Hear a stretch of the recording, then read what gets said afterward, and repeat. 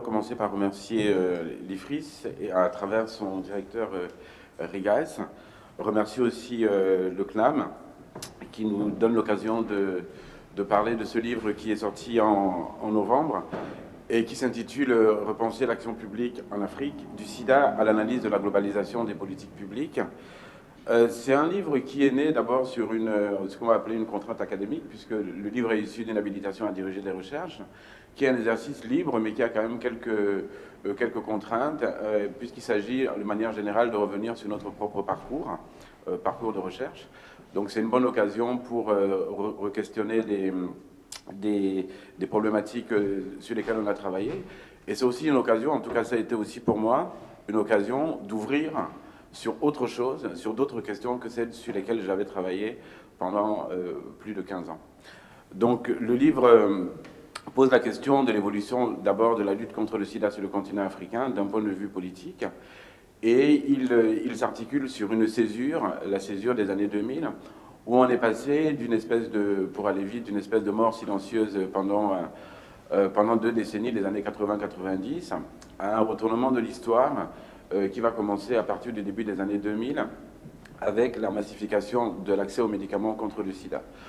D'où la question de savoir comment un péril dont on pensait qu'il était pratiquement fatal, faute de ressources financières, faute de médicaments, comment on est passé à cette espèce de scaling up, de passage à l'échelle dans les années 2000, quels sont les mécanismes qui ont été mis en place, et comment ça a correspondu ou comment ça a inspiré en quelque sorte une manière de gouverner l'Afrique. Quand je dis une manière de gouverner l'Afrique, je parle des différents types d'acteurs qui vont être impliqués dans l'action publique en Afrique et la manière avec laquelle ils vont coordonner leurs différentes actions autour de cet État africain qu'on a contraint à des programmes d'ajustement structurel dans les années 80-90, donc qui a considérablement maigri et qui s'est retrouvé au tournant des années 2000 accompagné systématiquement par des organisations internationales, des agences de la coopération bilatérale, des organisations non gouvernementales, des associations. Quelle que soit la grande politique publique, aujourd'hui sur le continent africain, on voit un État qui va être accompagné de ces acteurs, autour de ce que j'ai appelé donc la matrice de l'action publique en Afrique. Comment je l'ai construite? Je me suis rendu compte depuis la naissance du Fonds mondial, qui est le grand mécanisme qui finance la lutte contre le sida, la tuberculose et le paludisme, que quand on compare ces 3 secteurs, on voit à peu près toujours le même type d'acteurs qui vont intervenir. Et je me suis demandé si c'était une spécificité du domaine de la santé en Afrique depuis les années 2000, et j'ai essayé de travailler avec des collègues qui travaillent plutôt sur le secteur de l'éducation et sur le secteur de la biodiversité, et je me suis rendu compte que ce sont encore les mêmes types d'acteurs qui interviennent, mais qui vont intervenir suivant les secteurs avec une acuité différente. D'accord, et qui vont intervenir avec des interrelations entre les acteurs qui vont être différentes. Et ma question était de savoir où se situe la relation entre les acteurs, par exemple entre un État, une agence de coopération bilatérale, entre un État, une organisation non gouvernementale, entre une organisation non gouvernementale et une agence de coopération, etc., où se trouve le curseur le plus décisif pour expliquer la manière avec laquelle on a répondu à telle pathologie ou à telle autre. Et on s'est rendu compte, en comparant les différents sous-secteurs de la santé, donc sida, tuberculose, paludisme, d'une part, et les autres secteurs, éducation et biodiversité, que la différence ne se fait pas forcément entre secteurs, mais la différence se fait suivant la manière avec laquelle les différents types d'acteurs vont constituer ce qu'on va appeler dans notre jargon une communauté épistémique, ou je vais le dire plus simplement, la manière avec laquelle des experts vont avoir, à un moment donné, le pouvoir d'agir avec les acteurs institutionnels. Et que ça fait une différence, ça a fait une différence entre la lutte contre le sida et tous les autres secteurs sur le continent africain, de telle sorte qu'on puisse considérer, en théorie, que la manière avec laquelle a été organisée la lutte contre le sida sur le continent africain, en impliquant autant de partenaires et surtout autant de ressources, peut être une espèce de modèle, un exemple de riposte aux grandes questions qui se posent sur le continent africain. Évidemment, dit comme ça, ça ne règle pas le problème de l'exceptionnalité et la spécificité de la lutte contre le sida, dont on peut penser qu'elle n'est pas forcément transférable à d'autres secteurs, et ça peut être l'objet de notre discussion. Évidemment, quand on analyse des politiques publiques, une action publique, puisque politique publique c'est plutôt l'État, une action publique avec tous les acteurs, a posteriori, on peut nous répondre, mais Fred, là, tu es en train de refaire l'histoire. C'est facile à dire aujourd'hui. Et en fait, quand on réfléchit bien, même quand on étudie les mouvements sociaux, l'action publique, on se rend compte qu'il y a des événements, il y a des concours de circonstances qui vont changer l'histoire. Et donc je vais terminer mon intervention par quelques événements qui n'étaient pas forcément prévisibles et qui se sont passés à un moment T, et dont on peut se demander pourquoi ça s'est passé à ce moment-là et pas avant. Évidemment, la grande question qui s'est posée après la découverte des antirétroviraux, donc les médicaments contre le sida, en 1995, la grande question était de savoir comment les patients les plus nombreux, comment le continent le plus éprouvé par la pandémie, comment ces patients allaient avoir accès aux médicaments. Il y a eu plusieurs initiatives qui n'ont pas abouti. La première initiative à laquelle je pense, c'est l'initiative pour le Fonds de solidarité thérapeutique internationale, qui avait été initié par Bernard Kouchner, Jacques Chirac, et qui s'était réuni à l'occasion de la conférence africaine contre le sida et les maladies transmissibles à Abidjan en décembre 1997. Donc Jacques Chirac, président français, son ministre de la Santé à l'époque, Bernard Kouchner, et le président ivoirien lancent cette initiative pour discuter avec les laboratoires pharmaceutiques afin qu'ils puissent baisser les prix et que certains patients puissent avoir accès au traitement. C'est une initiative qui était plutôt intelligente, mais qui a fait long feu. Et puis on se retrouve au tournant des années 2000. En 2001, je rappelle juste ça, moins de 1% des patients africains qui avaient besoin de traitement y avaient accès. Moins de 1%. À ce moment-là, une initiative qui ressemble à celle dont je viens de parler va être lancée, mais elle va avoir, pour le coup, des résultats tout à fait spectaculaires. Elle commence par l'implication du secrétaire général des Nations Unies de l'époque, M. Kofi Annan, qui décide en 2001 de lancer l'idée d'un fonds mondial. La première fois où il parle de cette initiative, il en parle lors de la conférence des chefs d'État et de gouvernement africains pour des questions de santé. Conférence qui se tient à Abuja au Nigeria en avril 2001. Il lance donc cette idée en disant qu'il nous faut monter une espèce de fonds à laquelle pourraient contribuer les pays riches, mais aussi les individus. Et puis il fait ce petit geste symbolique dont j'aime bien parler. Il dit, puisque les individus peuvent aussi participer au fonds, moi, non pas en tant que secrétaire général des Nations Unies, mais en tant qu'individu, en tant que citoyen, je vais ouvrir le fonds avec un petit chèque, petit entre guillemets, de 100 000 $. Très petit à hauteur des besoins, mais significatif à hauteur d'hommes. Et à ce moment-là, la mécanique a enclenché.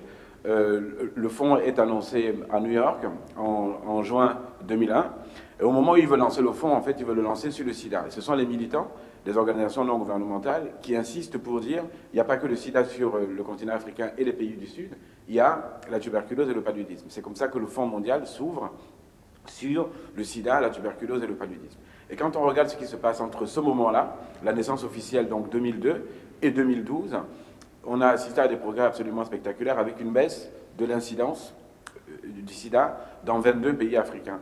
En 2012, une baisse d'à peu près 30% de la mortalité pendant une seule décennie, une espèce de révolution thérapeutique. Évidemment, le schéma n'est pas parfait.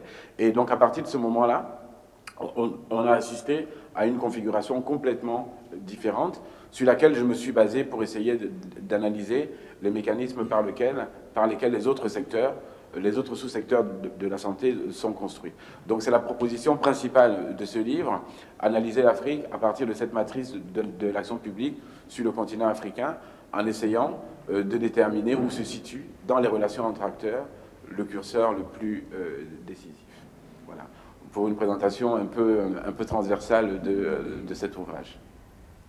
Ma première remarque, c'est sur le sida et l'épidémie de sida et la politique. En fait, on retrouve l'épidémie de sida dans l'examen en fait, des transformations politiques et de l'économie politique sur une trentaine d'années. Alors je rappelle par exemple dans les productions éditoriales l'ouvrage de Nicolas Dedier sur les leçons politiques de l'épidémie de sida en 2005. Il y a également eu plusieurs ouvrages sur un des pays que cite Fred, qui est le Brésil, et qui ont montré comment l'épidémie de sida participait du changement de l'État brésilien et de sa démocratisation dans les années 90 et 2000, et aussi donc d'une transformation assez profonde de la société et de l'État.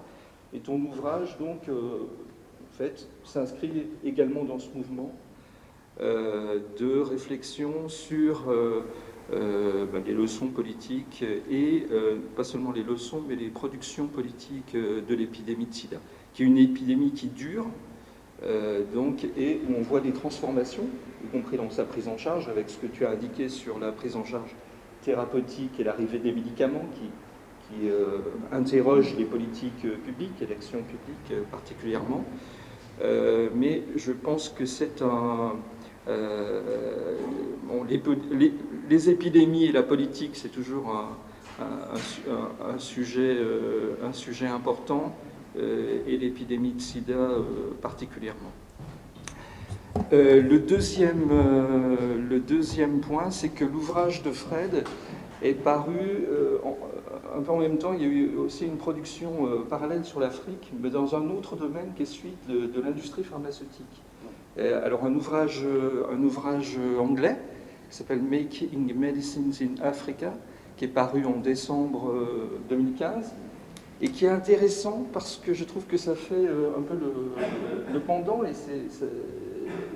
en tout cas moi ça m'intéresse de les mettre en relation, parce qu'on retrouve d'ailleurs la même chronologie historique que la tienne, en tout cas c'est celle qui est proposée, c'est-à-dire d'une Afrique donc post-indépendance des années 60 et 70, avec en tout cas dans le domaine de l'industrie pharmaceutique, mais dans le domaine de l'État, donc une volonté en tout cas d'autonomie, même si on se rappelle aussi la manière dont De Gaulle annonce les indépendances pour l'Ouest africain, sans se faire non plus de trop de...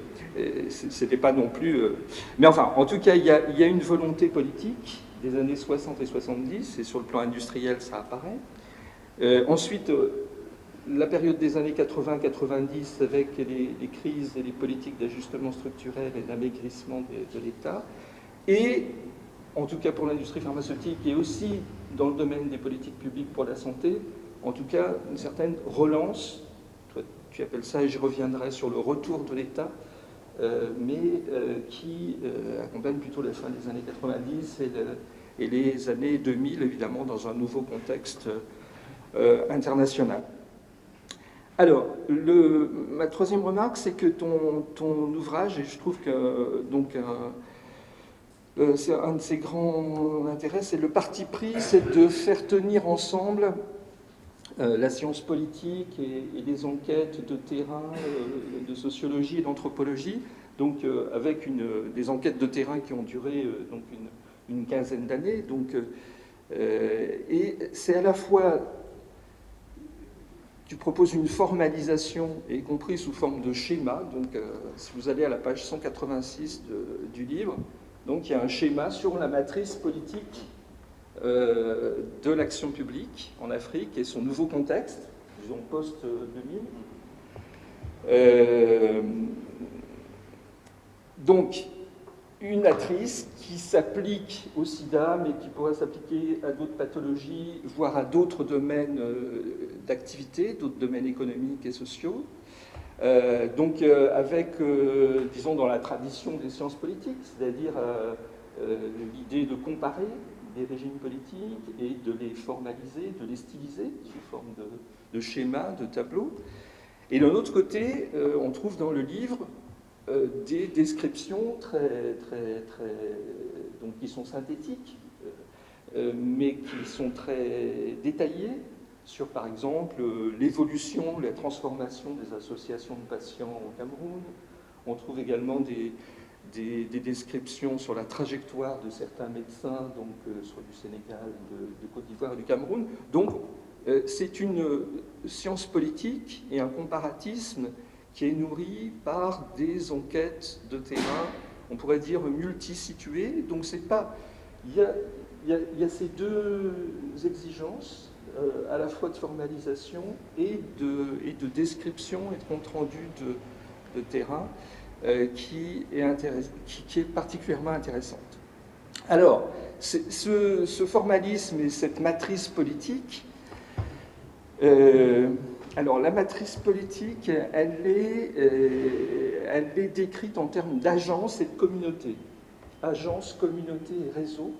Donc c'est une des questions d'ailleurs, parce que par exemple les structures étatiques, tu les caractérises comme une agence de régulation. Et ces structures étatiques définies comme agences de régulation sont mises en rapport avec d'autres agences de proposition, avec les communautés épistémiques des professionnels de santé et des chercheurs, avec les organisations internationales type Fonds mondial qui financent, etc. Donc, il y a ce souci-là. Et donc, cette matrice politique peut s'appliquer à différents champs médicaux et autres, l'éducation, la biodiversité, etc. Alors, je trouve qu'il y a une tension qui est intéressante, outre les questions de caractérisation de cette matrice politique avec le terme d'agence ou de partie prenante, les stakeholders. Donc il y a une certaine théorisation de l'action publique, de la politique. Donc il y a une tension entre cette standardisation des configurations politiques, finalement qu'on retrouve un peu dans chaque pays, c'est-à-dire dans chaque pays, il n'y aura pas le Fonds mondial, mais souvent il y a le Fonds mondial, il y a soit le programme américain, le PEPFAR pour le sida ou d'autres, ou un autre pays, ce sera plus... mais on va retrouver un peu les mêmes types de mécanismes. Et puis, je trouve qu'il y a une tension parce qu'il y a d'un côté cette matrice politique, mais de l'autre côté, ce que tu montres, c'est qu'il y a des styles nationaux.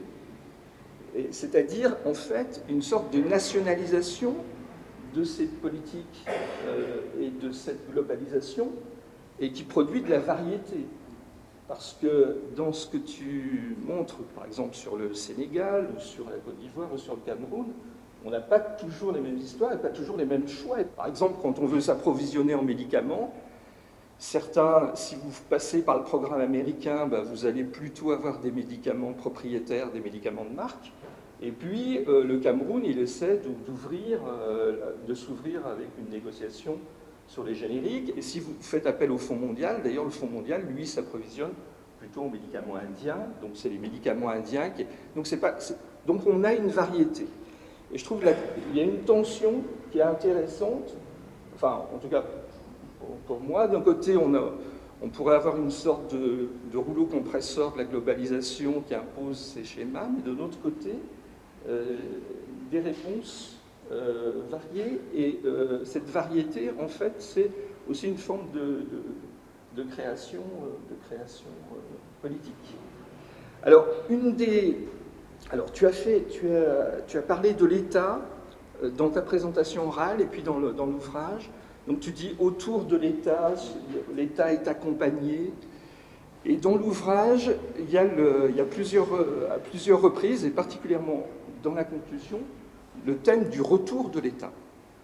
Mais évidemment, un État africain, donc tu l'as dit, donc amaigri, et accompagné par des structures qui l'enserrent ou qui lui proposent, ou qui lui imposent des règles, des standards, etc. Avec des injonctions assez contradictoires, parce qu'évidemment, on dit aux États africains, donc depuis une dizaine d'années, il faut vous approprier vos politiques de développement, puis en même temps, on leur dit qu'il faut s'approprier ça, et puis pour s'approprier, il faut qu'ils suivent les recommandations on pourrait dire, des prescripteurs internationaux. Alors, ce thème du retour de l'État, alors je trouve que dans ton ouvrage, et notamment dans les parties descriptives, on pourrait montrer, du fait de la durée de l'épidémie de sida, qu'il y a une sorte de construction, il y a des embryons de reconstruction, ou de restauration, ou refaire des États, ou refaire des parties d'autorité publique, même si elles sont très encadrées. Enfin, moi, j'en demanderai plus, quoi. C'est-à-dire, je vais illustrer par deux faits que tu énonces qui sont particulièrement intéressants. Dans le domaine du sida, dans plusieurs pays africains, au Sénégal, en Côte d'Ivoire, au Cameroun, on pourrait dire des grands chercheurs, des grands scientifiques locaux qui vont jouer un rôle politique important. C'est-à-dire qu'ils vont prendre la tête du programme national du sida, voire qui vont devenir ministres de la Santé, parfois. Et alors ça, c'est pas tout à fait inédit. Par exemple, au Brésil, le ministère de la Santé, il a été, en quelque sorte, et le programme de sida, il a été géré, organisé, mis en place par des cliniciens, par des chercheurs. Donc on trouve finalement ce même mouvement-là. Alors toi, ces médecins-là, tu vois leur rôle un peu d'agent double, c'est-à-dire interface avec les grands laboratoires, interface avec la réseau scientifique. Donc tu les vois dans la communauté épistémique. Mais dans quelle mesure c'est pas aussi... alors c'est là où donc, tu pourrais... dans quelle mesure ça ne participe pas, ces experts nationaux et internationaux ne participent pas aussi à une forme de reconstruction de l'État ou pas? Et puis les deuxièmes acteurs que tu examines bien et qui aussi sont en relation avec l'État, sont parfois des créations de l'État ou disputent l'autorité de l'État, ce sont les associations, avec une évolution pour certaines vers une certaine autonomie, jusqu'au risque de la répression par l'État. Donc, en fait, vis-à-vis du thème du retour de l'État, moi, je serais demandeur de que ce soit plus étoffé ou plus discuté, et tu montres ce qui se passe. Parce que finalement, on voit bien le Fonds mondial, toute l'autorité de ces fabricants de règles et de standards, mais le ministre de la Santé, même s'il y a moins de fonctionnaires, est-ce qu'il y en a encore? Qu'est-ce qu'ils font? Donc c'est un peu cela, et ça renvoie, et puis l'État, à mon sens, c'est pas seulement une agence de régulation. Et en plus, d'ailleurs, tu dis c'est un État régulateur. Mais justement, alors le problème, c'est qu'il a du mal à réguler, parce que ceux qui régulent vraiment, ce sont les grands bailleurs de fonds. Donc comment il peut disputer les règles? Alors on sait qu'il y a des endroits où il essaie de reconquérir un peu d'autorité sur la fabrication des règles, ou de surveillance, ou de contrôle de ces règles. Mais la régulation, c'est pas non plus l'alpha et l'oméga de l'État. Il y a d'autres... Pourquoi on a besoin, y compris la France, quand elle veut... Alors pour la France, donc je terminerai par là, tu montres le retour aussi à une forme de bilatéralisme de la France pour réimposer, en fait, reprendre un peu de contrôle. Et tu cites, à un moment donné, le mécanisme de désendettement mis en place par la France. C'est un mécanisme très particulier, puisqu'on convertit, en fait, la dette en dons, mais évidemment en donnant que la France négocie les programmes de développement de ces pays. Donc c'est une manière aussi de reprendre l'autorité. Et là, c'est pas seulement une agence de financement c'est des politiques, c'est une autorité politique, et c'est l'État français en tant que tel. Donc la régulation et les agences, pour moi, ça n'épuise pas l'État. Donc j'aimerais bien que tu développes là-dessus. Ouais, merci beaucoup pour cette invitation, Fred et Rigas. Je vais poursuivre la conversation, notamment autour de la question de l'État. Alors, bon, j'ai évidemment lu avec un très grand intérêt le travail de Fred, tout simplement parce que dans mon propre parcours scientifique dans ce domaine commence par un article de Fred que j'ai lu, je me souviens très bien, alors on est vraiment dans l'archéologie, dans la librairie qu'il y avait en bas de l'IRD, rue Lafayette, où j'habitais juste à côté, j'allais traîner, je cherchais un sujet de recherche. Et je me souviens avoir tiré le numéro d'autre part, qui était sur le sida, j'en reparlerai, où Fred avait un article dedans, et c'est comme ça que ça a commencé. J'ai écrit à Fred, et puis il m'a conseillé un parcours de recherche. Du coup, lire une réflexion de Fred sur son parcours de recherche, c'est une occasion pour comprendre un peu ce que Fred a fait, a voulu faire toutes ces années, mais du coup, c'était aussi un retour sur le sillage dans lequel je m'étais engouffré. Alors, je crois ce qui est important à retenir en fait de la contribution de Fred, parce que finalement la contribution de Fred à la compréhension de la question du sida en Afrique, mais plus généralement des politiques de santé à l'échelle mondiale, disons, c'est une contribution qui est assez originale si on la contraste avec une approche qui a été qui est très féconde et très représentée, qui est plutôt une approche qui emprunte aux études sociales des sciences et à l'anthropologie de la santé, à l'anthropologie, disons, un peu foucaldienne de la santé, qui est l'approche qui a le plus travaillé ces questions, autour de l'idée de la lutte contre le sida comme une forme de gouvernement mondial des corps, qui s'exprime en Afrique comme une forme de souveraineté transnationale, où les projets thérapeutiques ou les projets de recherche forment des sortes de micro-espaces politiques où devient possible des formes de citoyenneté thérapeutique. C'est notamment tout le travail de Vinkin Nguyen, mais qui est lié à d'autres. Donc une interprétation comme ça de la lutte contre le sida en termes de citoyenneté thérapeutique, de biosocialité même, c'est-à-dire comment ce virus crée des liens politiques, etc. Et en fait, dans toute cette littérature, là encore extrêmement inspirante, etc., on produit quand même l'image d'une sorte de face-à-face entre des individus infectés et une instance de gouvernement international, face-à-face qui est médié par le virus, l'infection au virus, et c'est là où les études sociales des sciences rentrent en jeu. Mais en tout cas, un face-à-face où en fait il y a un terme absent ou un terme qu'on enjambe. Et en fait, et c'est là que Fred est extrêmement important, et ce terme qu'on enjambe, c'est l'État africain, les courtiers africains, et aussi les experts, les chercheurs, les scientifiques, les médecins africains, et puis les leaders associatifs africains, etc. Et en fait, souvent dans cette littérature, ce terme-là est un peu absent.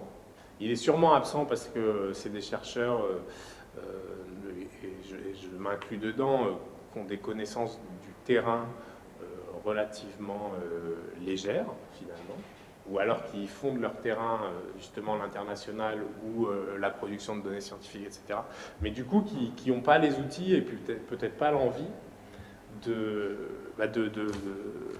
faire apparaître ce tiers qui est l'État africain. Et c'est là où la contribution de Fred, à mon sens, est très importante, parce qu'il fait quelque chose que peu de gens font, et il fait quelque chose que peu de gens sont capables de faire aussi, pour des raisons à la fois biographiques et de choix scientifiques. Et alors sur le plan scientifique, du coup, la contribution de Fred, qui est en fait assez simple, qui est d'appliquer toute une boîte à outils de la science politique africaniste à la question du sida. Et ça, je crois que ça a été vraiment un des tout premiers à le faire, dès le milieu des années 90. Et en particulier, tout ce qu'ont écrit des gens autour de Jean-François Bayard ou de la revue politique africaine sur l'État en Afrique, sur le politique en Afrique. Et ça, c'est ce que fait Fred dans ses premiers travaux, et en particulier donc décrire, ce que Fred a fait, c'est qu'il a décrit la formation de la scène camerounaise de la lutte contre le sida,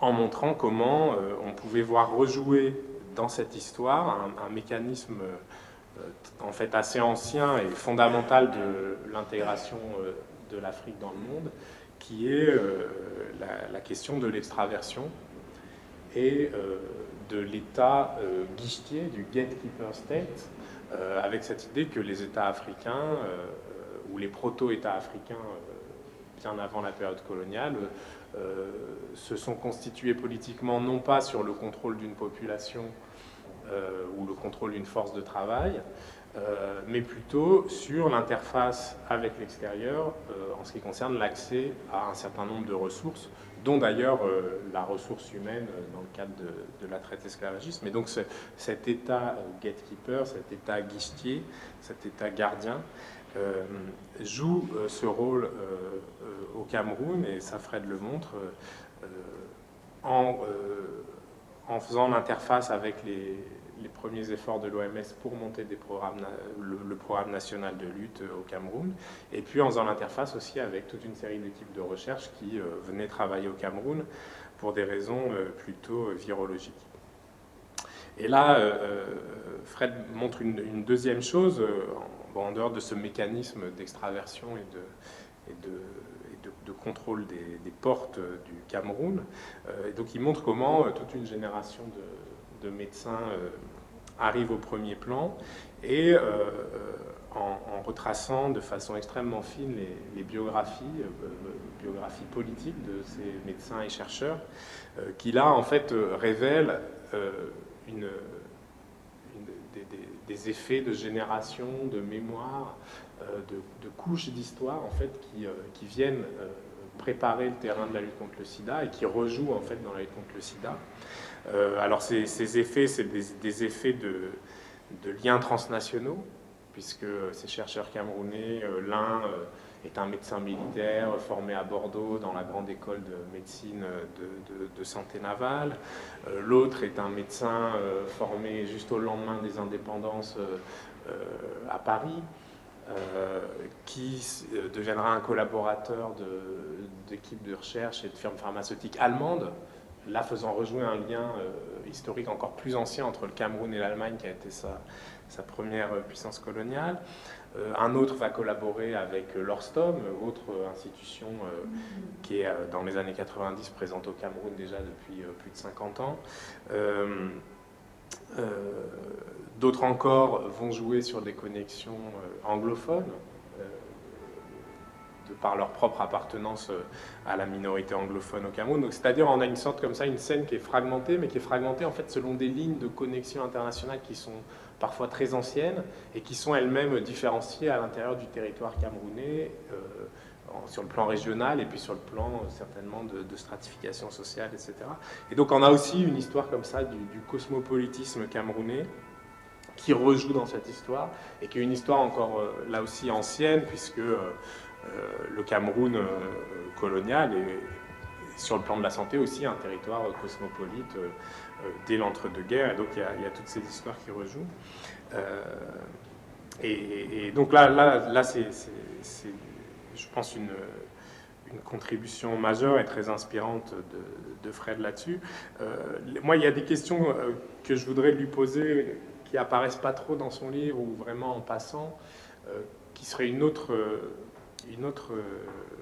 piste, disons, d'analyse de la science politique africaniste, qui s'est beaucoup intéressée aux questions de comment aussi le monde politique est un monde traversé d'accusations liées à l'accumulation de richesses.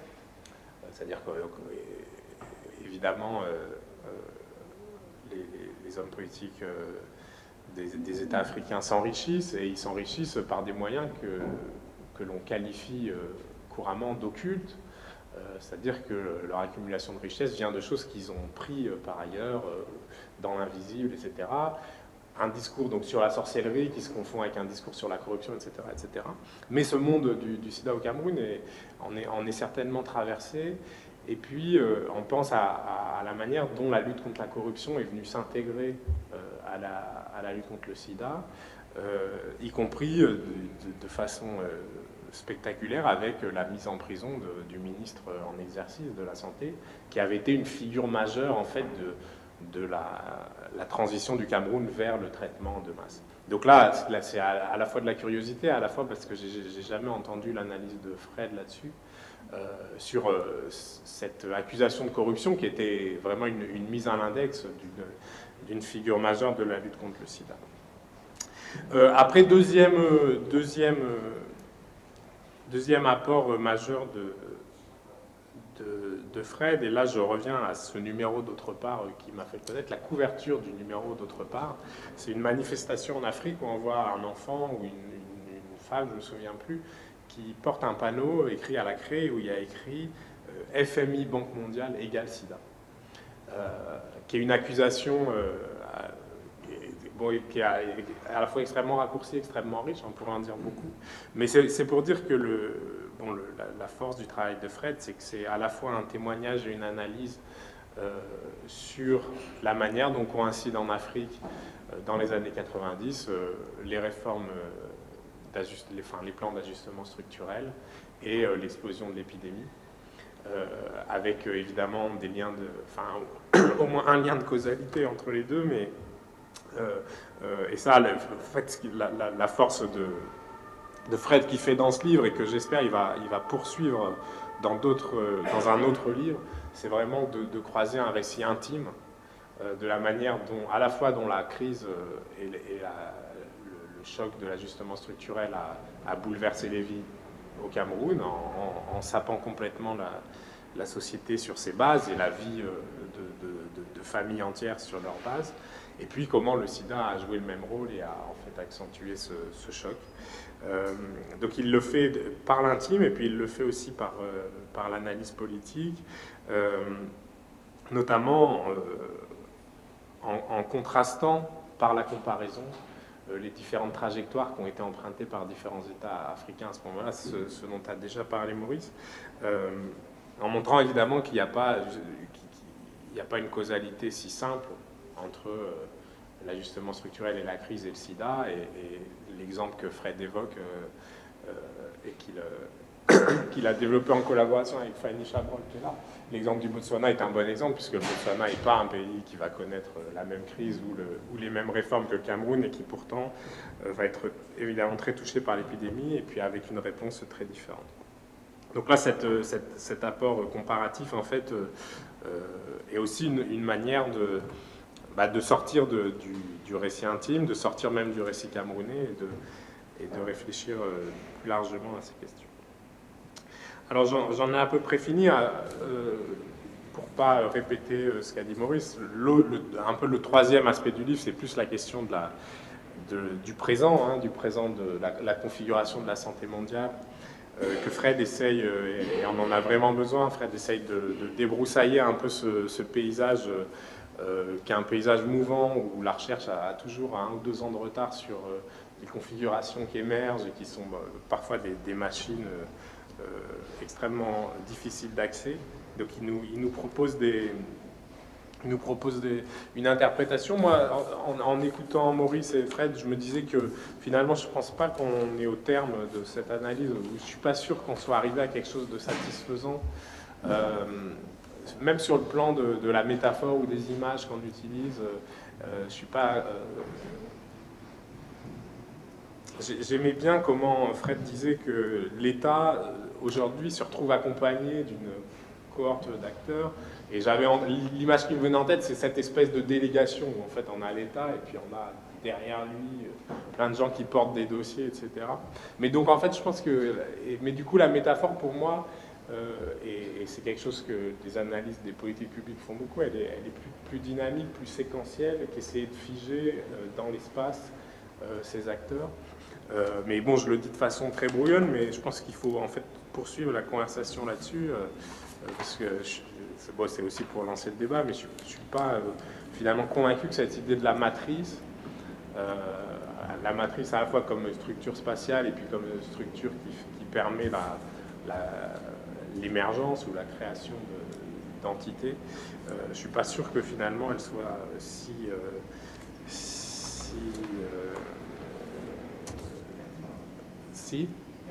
pertinente. Voilà. Merci beaucoup. Je voudrais apporter une petite précision pour ceux qui sont arrivés entre-temps, et notamment pour ceux qui sont arrivés pendant que Guillaume parlait. Il y a un petit billet dans le parcours de Guillaume et dans ce qu'il a dit. Il n'a pratiquement parlé que du Cameroun, alors que mon ouvrage porte aussi sur une analyse comparée entre pays, parce que Guillaume, c'est un grand amoureux du Cameroun et qu'il a fait sa thèse et son DEA en partie sur le Cameroun. Donc il faut quand même préciser ça, parce que il a parlé de ce qui l'a passionné, parce que j'avais reçu un message d'un jeune normalien qui venait de lire un de mes papiers, c'était en 2002 je pense, et qui était passionné et qui cherchait un sujet de DE en fait, en histoire des sciences, et c'est Guillaume qui m'écrivait, et parce qu'il venait de lire ce papier et qu'il est allé donc tout de suite après faire une enquête tout à fait exceptionnelle sur le Centre Pasteur du Cameroun. Et comme il est tombé amoureux du Cameroun, il a surtout focalisé son intervention là-dessus. Voilà pour cette petite précision. Pour répondre d'abord à Maurice sur l'État régulateur aujourd'hui, avec d'autres acteurs qui imposent des normes, c'est extrêmement intéressant, parce que c'est une tension qui ne vient pas de moi, mais en fait qui vient de la situation, et qui est liée au fait que dans cette matrice de l'action publique que j'ai proposée, j'ai pris chaque acteur en fonction, en faisant exprès, de le mettre dans la matrice en fonction de son rôle officiel, et en montrant comment ce rôle va être perverti. Et dans l'exemple que tu donnais, c'était tout à fait intéressant, parce que l'État qui est censé réguler l'action publique, il se retrouve dans une situation où il n'émet pas directement des normes, mais il peut, avec la trajectoire des acteurs, se réapproprier certaines normes et parfois même en imposer. Et je vais donner un exemple tout à fait particulier, parce que les agences de standardisation, donc des organisations internationales, donc viennent intervenir aussi pour accompagner cet État. Et là, on est au Sénégal l'année dernière, donc le Fonds mondial met en place un nouveau modèle de financement. Donc on envoie ses experts dans différents pays pour cadrer cette nouvelle dynamique. On se retrouve dans une salle où on a donc un expert du Fonds mondial qui arrive de Genève, et donc on a le responsable du programme SIDA du Sénégal. Ils sont face à face, ils discutent, et c'est une scène tout à fait extraordinaire, parce que le responsable du programme SIDA du Sénégal à ce moment-là, c'est le responsable le plus ancien de tous les programmes SIDA sur le continent africain. Il connaît la question mieux que quiconque. Et en gros, la personne qui est censée dire les règles, l'expert du Fonds mondial, est en face de quelqu'un qui sait pourquoi ces règles ont été édictées, parce qu'il a commencé à diriger le programme SIDA du Cameroun en 86. Donc, au moment de la réunion, on est en 2014-2015, et c'est une scène tout à fait extraordinaire, où la personne qui est censée avoir le plus de pouvoir dans la salle, donc l'expert du Fonds mondial, en sait un tout petit peu moins, mais c'est pas un incompétent, mais il a une expérience qui est beaucoup plus faible que la personne qui est en face de lui. Et cette espèce de déséquilibre qui va se rééquilibrer, mais du fait de la relation personnelle, parce que celui qui arrive de Genève, il est assez intelligent pour comprendre que l'ancien en face de lui en sait quand même pas mal. Mais ça ne se passe pas toujours comme ça. Parfois, ça peut provoquer des tensions. Et du coup, les acteurs internationaux, certains, comme le Fonds mondial, on va aussi leur donner une autre définition. On va dire que ce sont des instruments de l'action publique. Et quand on reprend la définition en sciences politiques d'un instrument de l'action publique, c'est quelque chose qui est contraignant.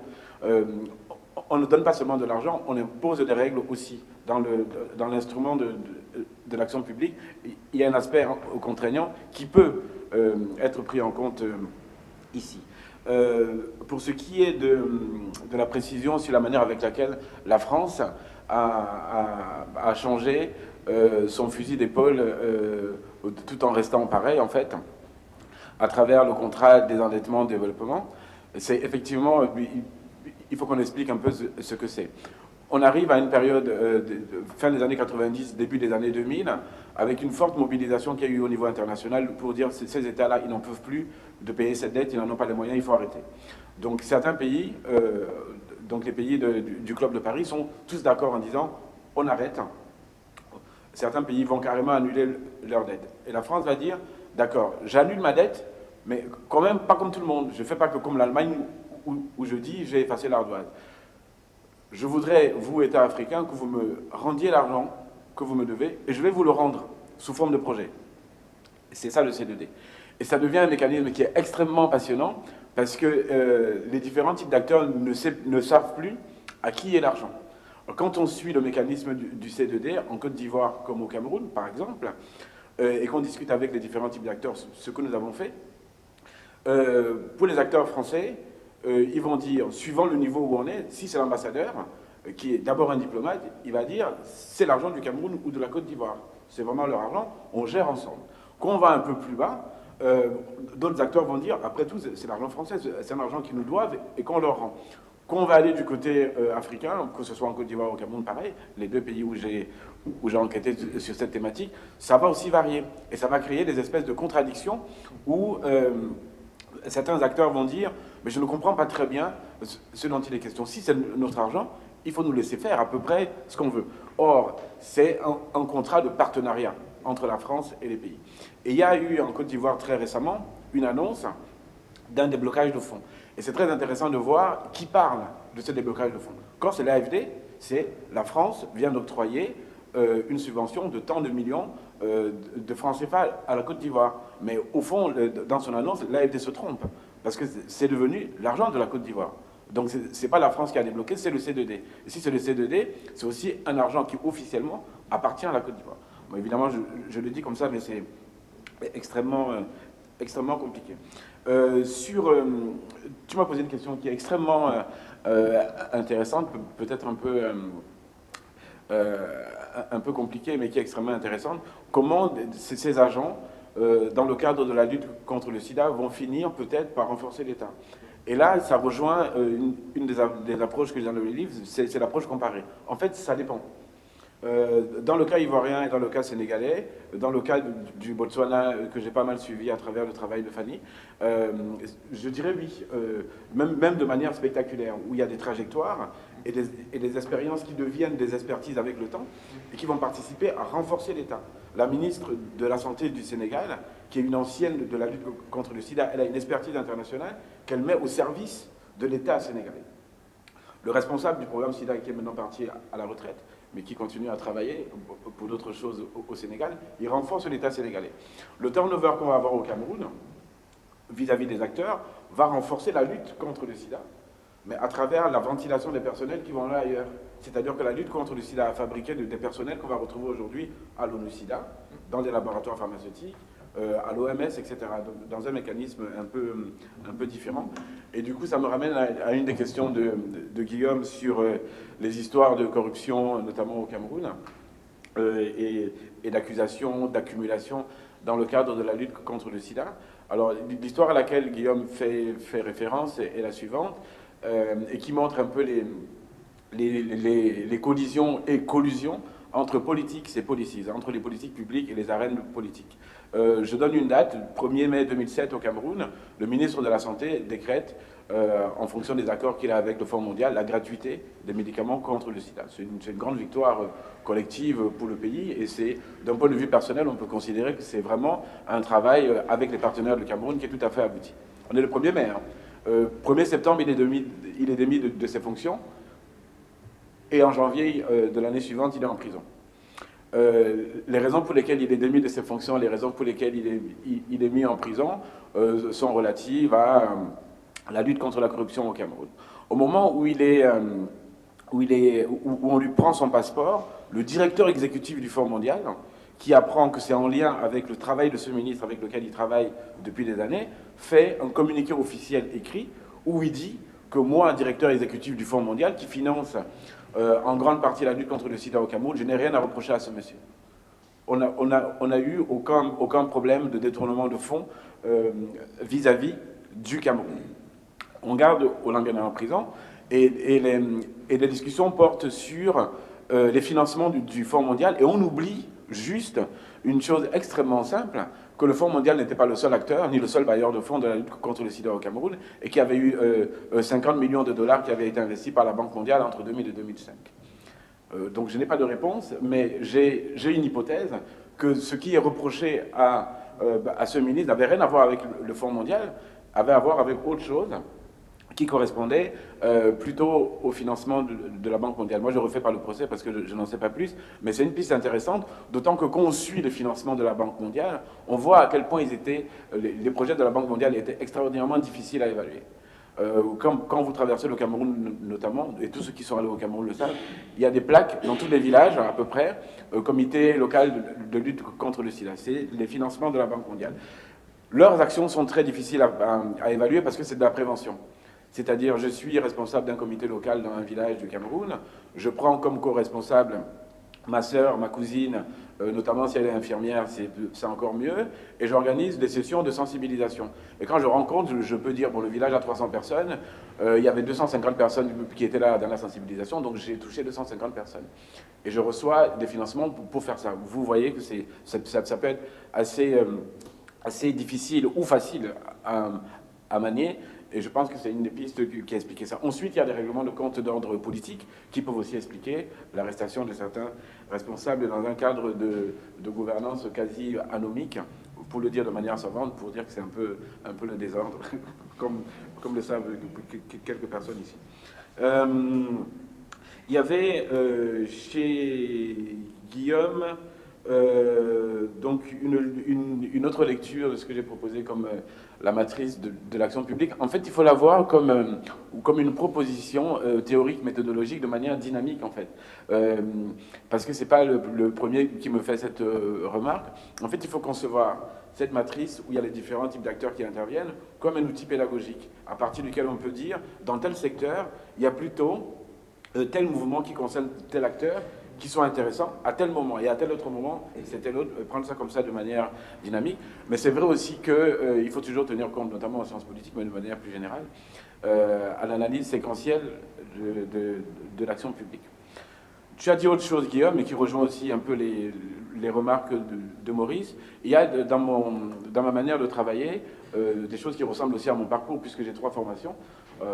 Avant de faire une thèse en sciences politiques, j'ai fait de la sociologie et de l'anthropologie, donc ça rentre aussi dans ma manière de travailler et dans ma manière d'enquêter, et je suis content que vous pensiez que ça enrichit mon travail.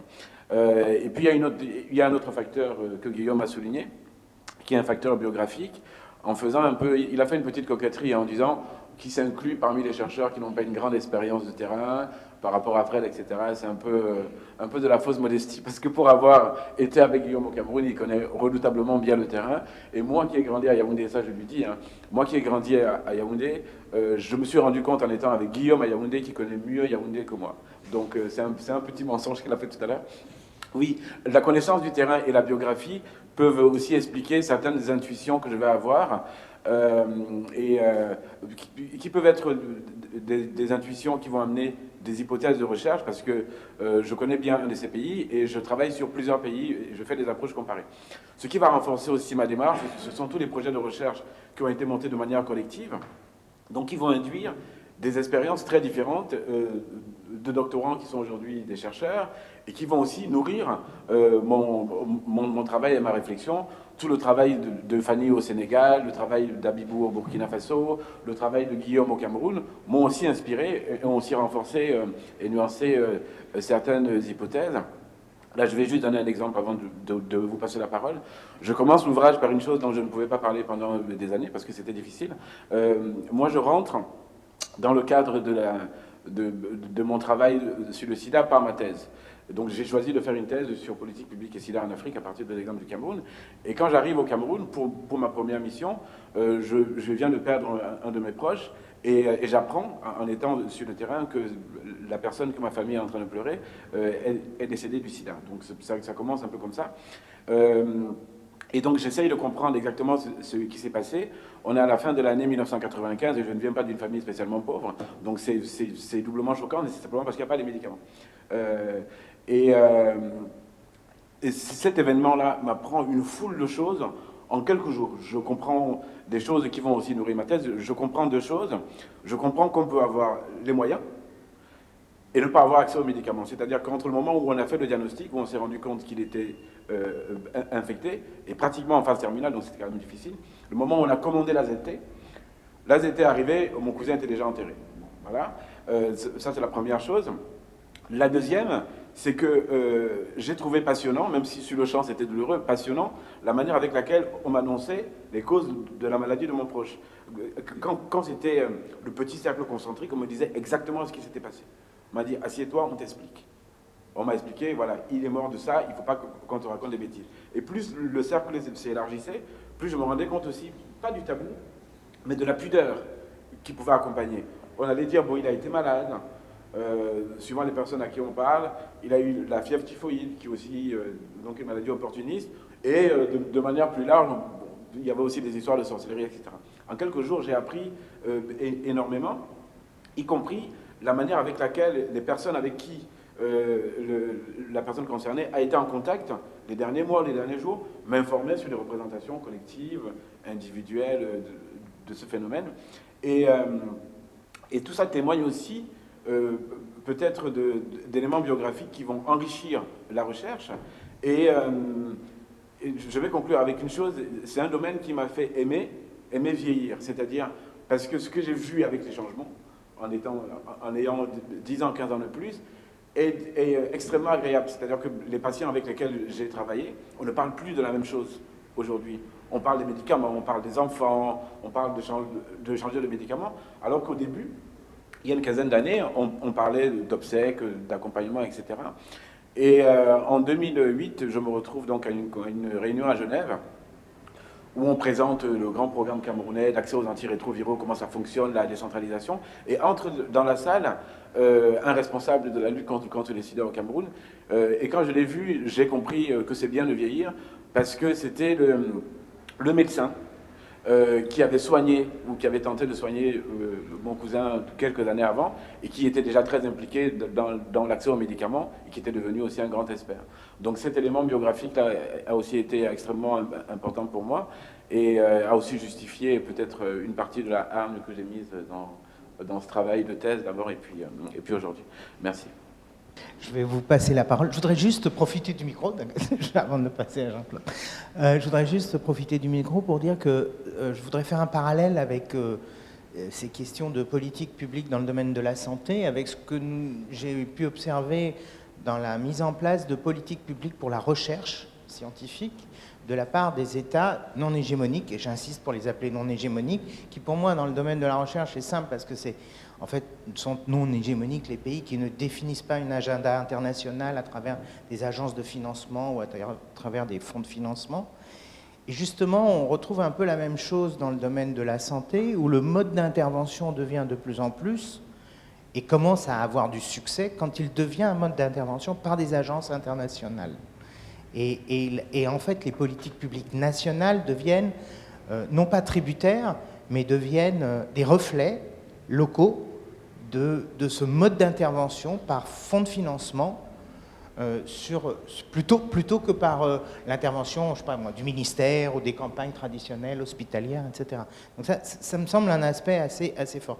Et ça me rappelle aussi que dans les pays africains, il se passe, je pense, la même chose que dans les pays arabes ou en Amérique latine, ce que j'ai pu voir sur la recherche, que j'appelle d'institutionnalisation faible. C'est-à-dire qu'en fait, on a une institutionnalisation, on a des centres de recherche dans le domaine de la recherche, on a des centres, des équipes, des laboratoires qui sont reconnus avec des gens qui obtiennent des prix internationaux, qui publient et tout ça. Mais c'est des unités trop petites pour exister en tant que telles dans leur propre pays ou dans leurs propres universités ou leur propre ministère. Que pour pouvoir exister, ils ont besoin du lien international. Et que donc, en fait, cet état clientélaire, en fait, cet état qui ne vit que comme interface ou à travers ses gatekeepers, c'est en fait pas un mode d'évolution, c'est un mode d'être, c'est un mode d'existence. Tu ne peux pas faire autrement quand tu es dans une situation d'institutionnalisation faible. Voilà. Alors, plus tard, peut-être, vous pourrez commenter. En quoi, par rapport à qui, fût-ce déclaré comme un modèle ? Donc c'est l'amont, mais c'est aussi l'aval. En quoi, je n'ai pas la réponse, en quoi est-ce qu'éventuellement le modèle brésilien a inspiré ou n'a pas inspiré ce qui a été fait dans divers pays d'Afrique dont on a parlé? C'est ma question. Et j'ai un footnote, comme on appelle une note de bas de page.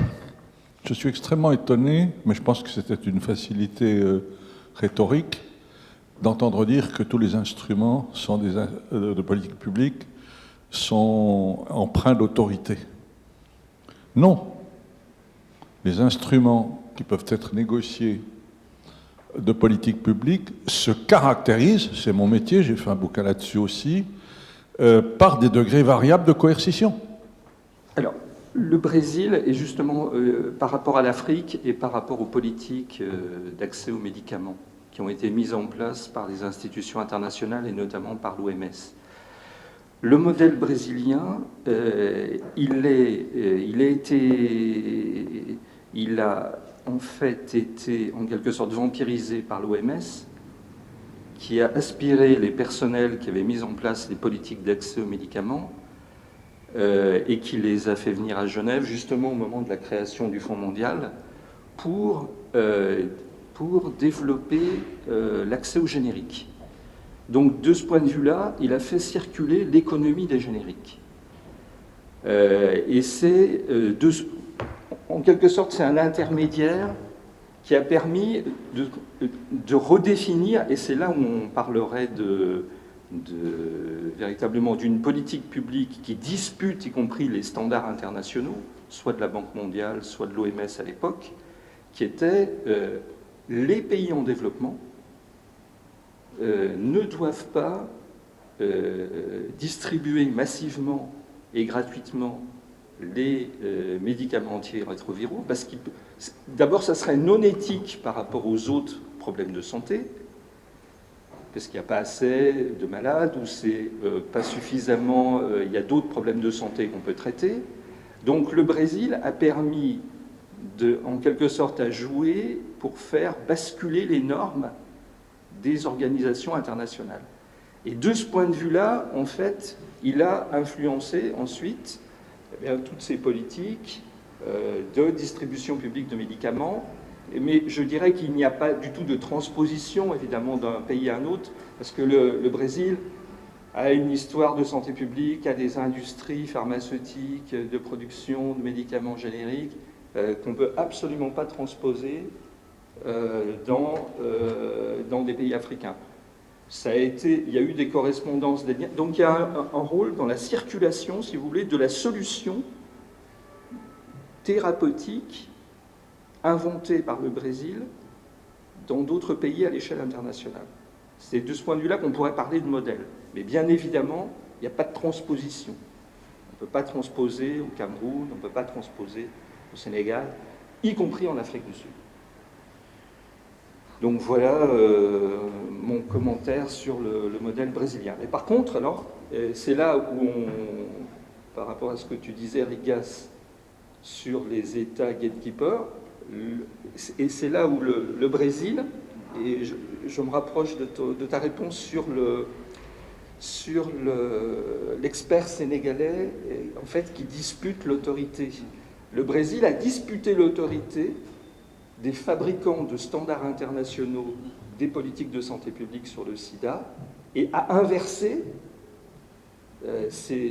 en imposant le recours aux médicaments génériques, les distributions larges, le passage à l'échelle, etc. Donc là, il y a une vraie... Donc là, de ce point de vue-là, il y a une autorité pour moi. Et c'est là où l'État, et l'État en tant que porteur de politiques différentes, d'options différentes, de fabrication de politiques différentes. Donc le Brésil, il a joué ce rôle-là. Éventuellement, et c'est dans ce qui m'a intéressé dans ta réponse, c'est la capacité de disputer l'usage qu'on peut faire, l'usage de l'argent. Est-ce que c'est de l'argent français, est-ce que c'est de l'argent ivoirien? Et c'est dans ces détails-là, à mon avis, en tout cas, qu'on pourrait lire une restauration ou une affirmation d'états différents, d'états, c'est-à-dire de fabrication de politiques différentes, qui font valoir des options politiques différentes. Je vais juste dire un mot sur le modèle brésilien, en quoi ça peut être un modèle. Quand on dit modèle, c'est un type d'action particulière. C'est à ce titre-là qu'on parle de modèle, mais il y a aussi une deuxième raison, dans le côté spectaculaire avec lequel le Brésil a résisté en quelque sorte à l'édification des normes internationales, a aussi inspiré des idées. L'idée qu'on peut remettre en cause, pour des raisons de santé publique, des normes internationales. Et c'est aussi une des raisons pour lesquelles sont organisées de temps en temps des réunions, des conférences qui vont impliquer des partenaires africains et brésiliens et occidentaux pour discuter justement de la manière avec laquelle on peut faire circuler des idées.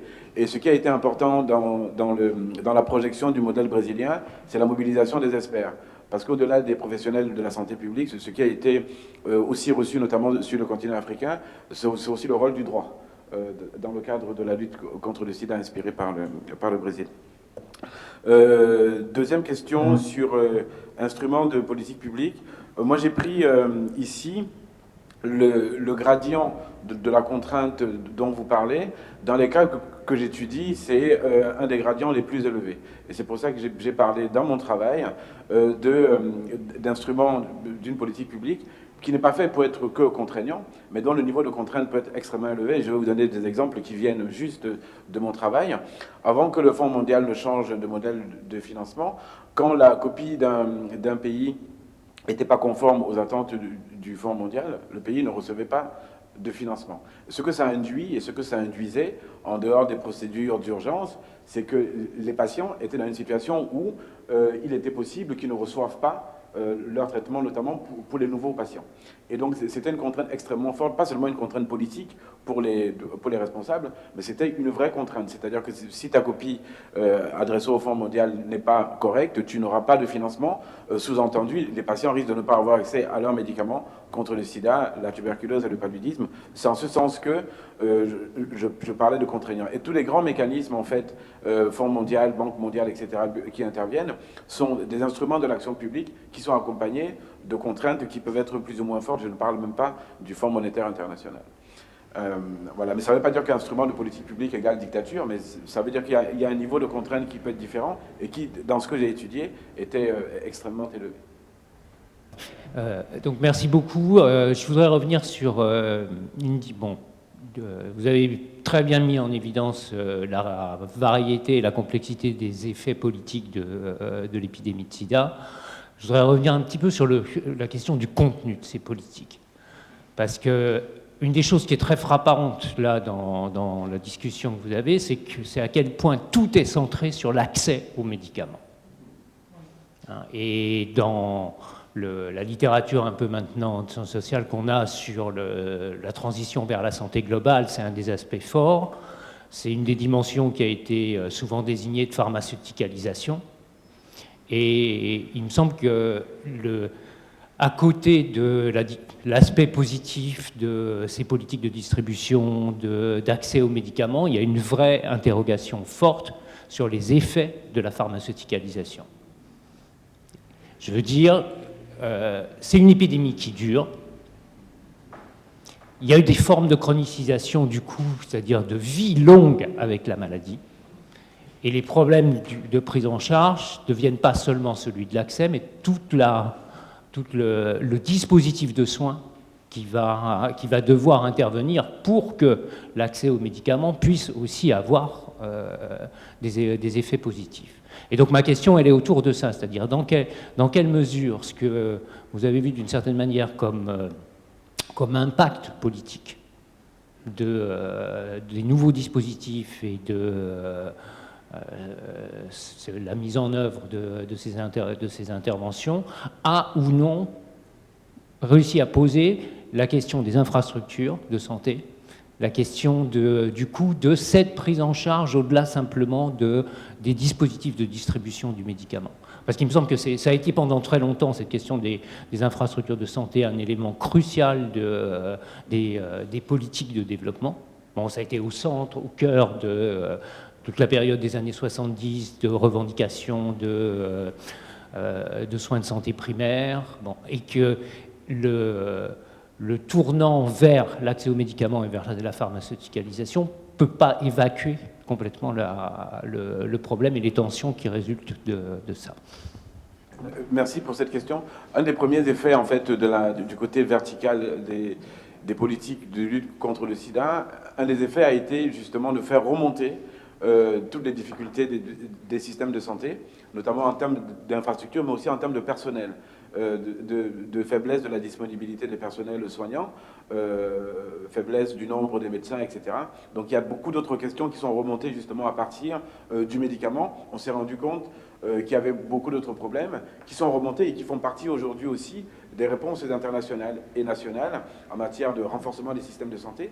qui fait partie de ce pourquoi on peut demander un financement au Fonds mondial. C'est-à-dire que dans les différents paragraphes qu'on peut remplir, on peut aussi demander des financements pour le renforcement des systèmes de santé en termes d'infrastructure, mais aussi en termes de personnel. Ça c'est pour répondre à ta question. Mais ta question fait aussi appel à une chose qui a été extrêmement intéressante, qui est une injonction internationale. C'est-à-dire que ces politiques interviennent après qu'on ait dit aux États africains, tu vas maigrir, tu vas fermer tes écoles d'infirmières, tu ne vas plus recruter de médecins, en tout cas tu ne vas plus recruter de médecins qui viennent de l'étranger pour en recruter moins, etc. Et donc on arrive à un moment donné où cette phase de désétatisation a correspondu, grâce au sida, à une phase de rebureaucratisation. Et du coup, ça a aussi inspiré une réflexion en disant, vous êtes en train de leur demander exactement le contraire de ce que vous leur avez imposé. Et du coup, ça a aussi généré des réflexions. Et dans les grandes questions que tu poses, il y a l'infrastructure, mais il y a aussi la formation et les personnels qui sont une question extrêmement importante, y compris aussi pour les maladies à couverture vaccinale, l'amélioration de la couverture vaccinale qui est aussi extrêmement importante. Couverture vaccinale qui avait aussi considérablement baissé pendant les années 80-90 du fait des restrictions budgétaires imposées aux États africains.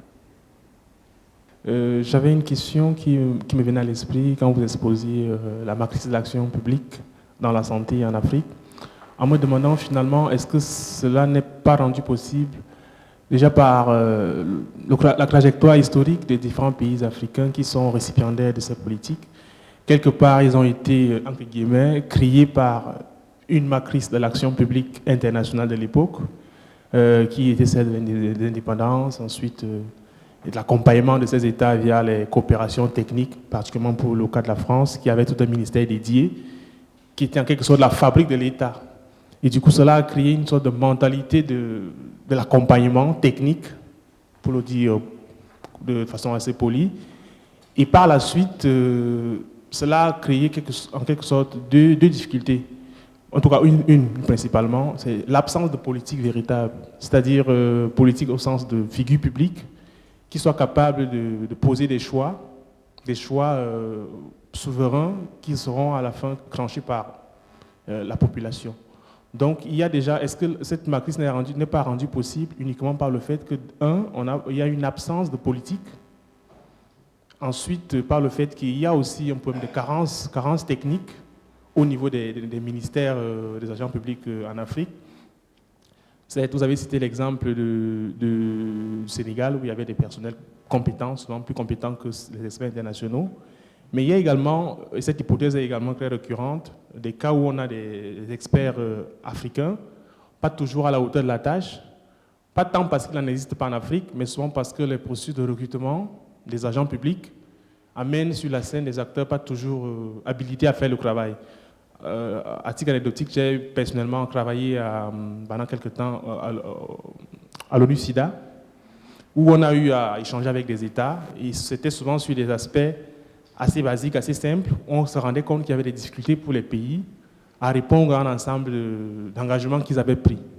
Soit c'était de la mauvaise foi, peut-être parce qu'ils n'y adhéraient pas, soit peut-être c'était l'incapacité à le faire. Donc quelque part, au niveau international, il y a aussi un sentiment de... Ils ne peuvent pas faire, aidons-les à faire. Ils ne savent pas et on va le faire à leur place. Donc c'était ça le deuxième point. Est-ce que cela n'est pas rendu possible par ces lacunes techniques qu'on observe au niveau de nos différents États? Et enfin, excusez-moi d'avoir été un peu long, la dernière question c'est finalement, est-ce que cela ne révèle pas la réalité internationale telle qu'elle est? C'est-à-dire celle du rapport de force, où ceux qui ont les moyens de faire la loi, la font la loi, et du coup les États africains conscients de la symétrie dans laquelle ils se trouvent, jouent le jeu, en espérant éventuellement que la roue de l'histoire se renverse, parce que quelque part, il y en a qui sont compétents, qui savent que ce n'est pas la voie à suivre, et ils le font quand même. Voilà. Bonjour, Simon Wang, postdoc l'IFRIS. On parlait beaucoup en fait tout à l'heure des héritages post-coloniaux en Afrique en matière de lutte contre le sida. Donc je voudrais savoir en fait, étant donné en fait l'émergence des présences chinoises assez importantes en Afrique, dans quelle mesure on pourrait parler de l'impact ou de l'effet de ces présences en matière d'action publique en Afrique? Pierre, en écoutant ta question, ça me confirmait le bonheur de vieillir, Parce que dans la manière avec laquelle tu vois aujourd'hui l'action publique, où tu en déduis que c'est comme ça depuis les indépendances, tu te trompes en fait. Dans les années 60 et 70, les États africains faisaient leur choix. Les politiques éducatives étaient extrêmement différentes d'un pays à l'autre. Il y avait évidemment des partenaires internationaux qui étaient sollicités. L'assistance technique, elle existait. Mais les choix étaient vraiment les choix des pays, pour les pays relativement stables. Mais dans plusieurs domaines, agriculture, santé, éducation, l'État faisait ses propres choix et il faisait appel à des partenaires, historiques ou pas, avec lesquels il pouvait travailler. Et ça a changé considérablement avec et après les programmes d'ajustement structurel. Et du coup, notre problème à nous, c'est qu'on a, en sciences politiques et en sociologie, on a très peu travaillé sur l'analyse des politiques publiques dans les années 60 et 70. Moi, pour arriver au résultat auquel je suis arrivé aujourd'hui, j'ai interrogé des gens qui mettaient en œuvre ou qui participaient à la mise en œuvre de l'action publique au niveau africain dans les années 70. Et parce qu'ils ont beaucoup de rapports, ils ont des travaux qui ont été faits, mais pas en termes d'analyse des politiques publiques. Donc ce que tu dis a une partie qui correspond à une histoire qui a changé beaucoup plus récemment que ce que tu évoques. En revanche, je suis d'accord avec toi pour les rapports de force. Mais l'analyse comparée entre pays montre que ces rapports de force ne dépendent pas seulement des financements ou de la hauteur des financements. Ils dépendent aussi de la manière avec laquelle les acteurs se positionnent. Quand vous comparez le Sénégal, la Côte d'Ivoire et le Cameroun, des pays qui sont dépendants des financements internationaux, la trajectoire des acteurs est très très différente et le rapport à la dépendance est aussi extrêmement différent d'un pays à l'autre, alors que ce sont des pays qui se ressemblent un peu. Mais de toute façon, je profite de la question de Pierre pour dire qu'une des choses qui participe aussi à ce que j'aime dans ce métier, c'est de pouvoir travailler avec plusieurs générations de chercheurs. Et Pierre m'a écrit, en fait je ne le connaissais pas, il m'a écrit il y a quelques jours, et je pense qu'il va participer au projet que je suis en train de monter. Voilà, bienvenue Pierre. Pour Simang, en fait, je vois aujourd'hui des choses que je connais pas très bien sur l'implication chinoise dans l'action publique dans plusieurs domaines. Mais j'ai jamais vraiment travaillé dessus, et donc on peut compter aussi sur toi pour réfléchir. Donc, je rappelle que Simang est postdoc IFRIS au CEPED et qu'elle travaille pas mal sur la santé et la circulation des savoirs. Et ça peut être aussi un élément de discussion parce que c'est un domaine où il y a plusieurs personnes qui travaillent, mais pas moi. Donc, je sais que la présence chinoise, y compris dans l'action publique, est de plus en plus importante et visible, mais je ne l'ai pas étudié, donc je n'aurai pas de réponse, mais tu peux en avoir si tu acceptes de nouvelles pistes de recherche, en plus de la France, de la Chine, si tu rajoutes l'Afrique, tu auras peut-être des réponses.